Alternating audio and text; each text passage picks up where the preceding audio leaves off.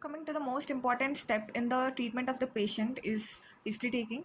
If the history taking done in a very correct way can lead to easy and good diagnosis. If it is done in a wrong way, it can lead to confusions in the diagnosis and misdiagnosis as well. Coming to the headers of history taking, which is patient demography, chief complaint, history of present illness, past history, family history, and personal history. Patient demography include all the patient details, chief complaints or the complaints or symptoms that the patient comes to the doctor with, and history of present illness is the history, like all the details about the complaint that the patient comes with. Past history is the all past history is all the past things, like previous things that happened before getting this disease. Family history is about all the diseases in the family, and personal history is about the personal things that might give the idea of diagnosis. Then coming to the demography of the patient, name of the patient is important for giving an idea about country, state, or religion that the patient have, and identifying a particular patient and to differentiate that patient from the other patient with the same name in case of any reports or something like that.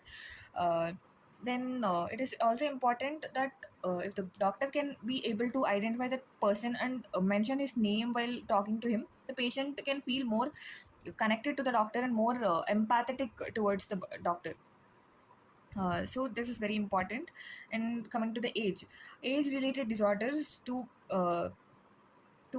know about age related disorders, if the age of the patient is old, middle aged, or younger age, few diseases can be ruled out, like degenerative neoplastic vascular disorders are common in middle and elder uh, age group, and ischemic heart disease is most common in menopausal women.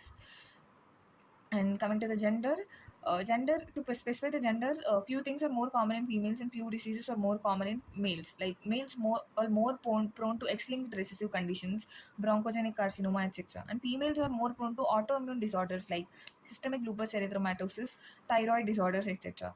Then coming to the occupational disorders are also plays an important role in diagnosis, like COPDs, like chronic obstructive pulmonary disorders, which are chronic bronchitis, asthma, emphysema, etc. To rule out those things, includes asbestosis, silicosis. The other occupations, like if he's in an occupation which has so much of mental stress, he may develop peptic ulcers. Like profession is known for peptic ulcers as well. Then coming to residents, problems due to urbanization, mountains, like mountain areas will have most commonly primary pulmonary hypertension. Like for example, fluorosis, it is more common in Andhra Pradesh, etc. Like this, based on residents, in few areas there will be one disease more widely spread. So to rule out those diseases, also residence is important. And coming to the attender's name, it is not very much important every time when you take the history, because you'll be taking the history directly from the patient mostly. If the patient is unconscious, unable to speak, then this attender's details who are giving the patient history is also important. Then coming to the chief complaints, maximum 3 to 4 complaints should be noted down. Main complaints the patient comes with. The remaining all the complaints, if he says more than 4 or 5, you have to note it down under associated symptoms. Like I'm saying it for the sake of history taking, like that pro forma. Then you have to ask for duration, like each symptom when it started, like fever started since this many days, cold started from this many days, like that. Then coming to the history of present illness will have all these 7 common headers for every symptom, whatever the symptom it is. And for every symptom there are a few other headings, like if it is a pain, the symptom, all these headings will be common, and few other headings will be added, like type of pain, radiation is there or not, shifting, if the pain is shifting or not, grade of pain, if it is moderate, severe, or mild pain, etc. If it is fever, it will have type of fever, if it is high grade, low grade, moderate, severe, hyperpyrexia kind of fever, etc.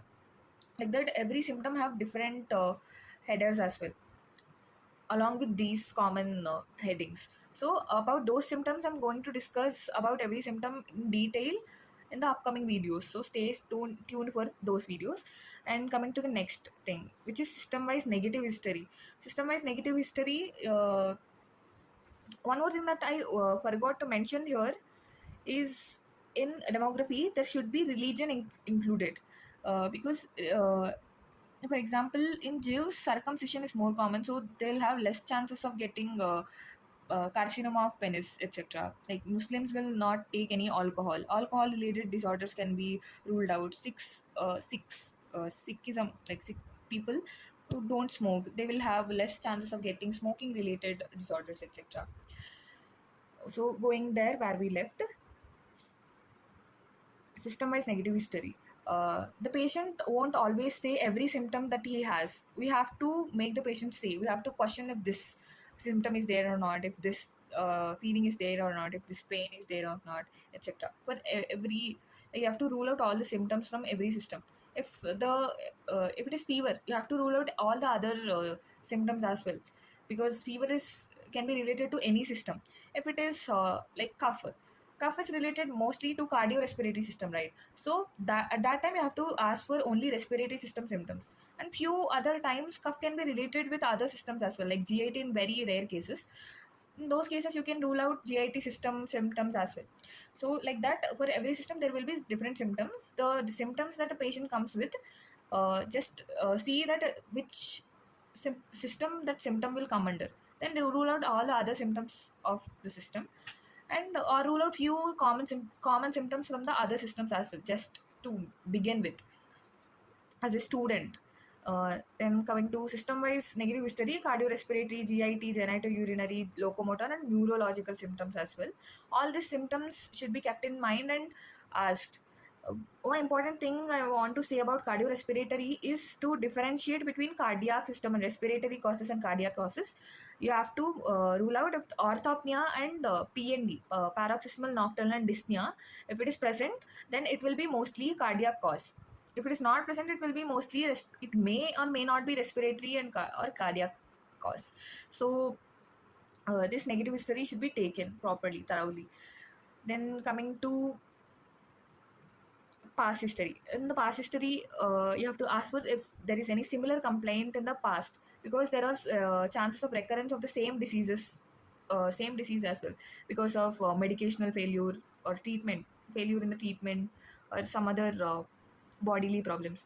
And coming to the comorbid conditions are the chronically existing disorders or diseases in the patient, which are staying along with this disease right now. Examples of comorbid conditions can be diabetes mellitus, hypertension, tuberculosis, ischemic heart disease, seizures, asthma, chronic obstructive pulmonary diseases, etc., bleeding disorders, etc. Coming to the previous illnesses, we have to ask for any related previous illnesses if he has, like a very severe previous illness, like uh, any kind of illness that he made the patient to admit in the hospital for it, just in case to rule out any other possibilities. And medicational history, you have to ask for all the medicines that the patient is taking.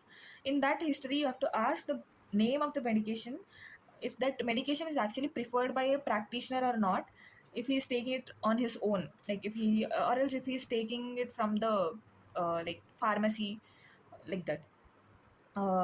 And all you have to also ask for if that drug was stopped suddenly.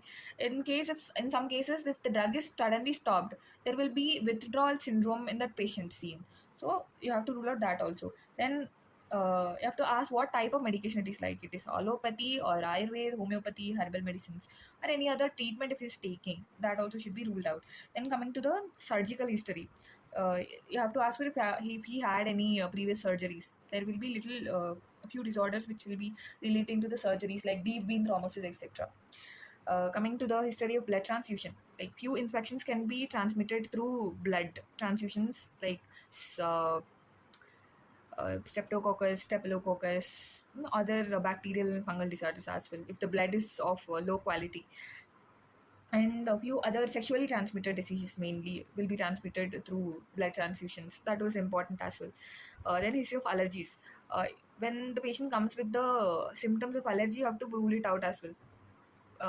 Rule this allergies as well.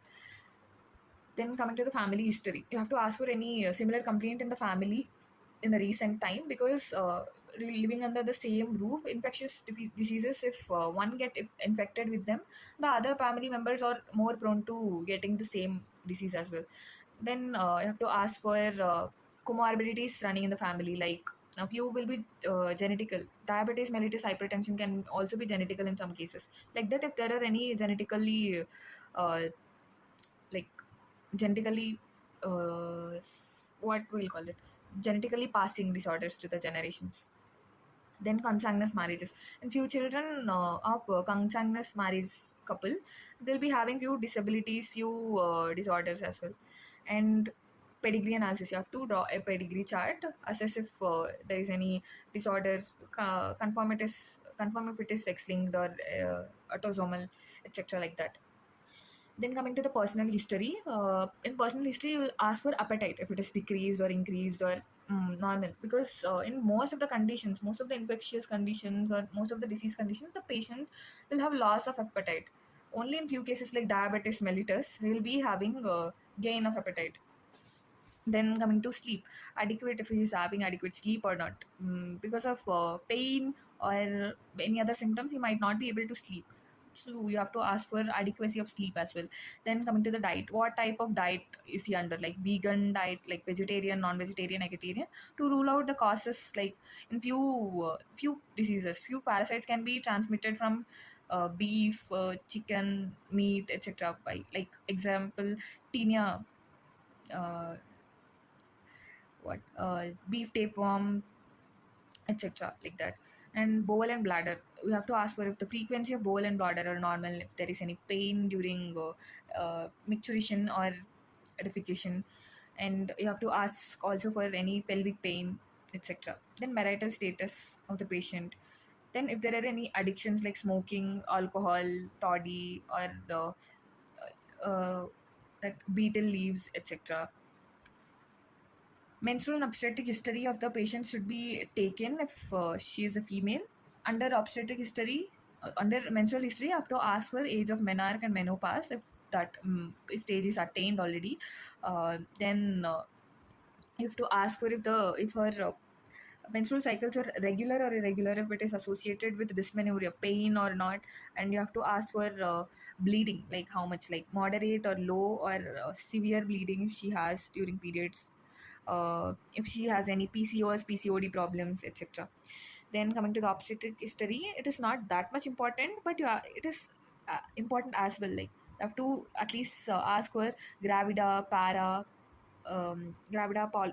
abortions, live death, how many children she had, if there is any complications during the delivery, etc. And that's it for the history taking. But as a student will be asking everything right now, but as you ask for history, like if you take more and more histories, at last while passing out of the college, you will be knowing how to rule out so many other things and come to the diagnosis so fastly. So I wish this can help you. Stay tuned for the next videos.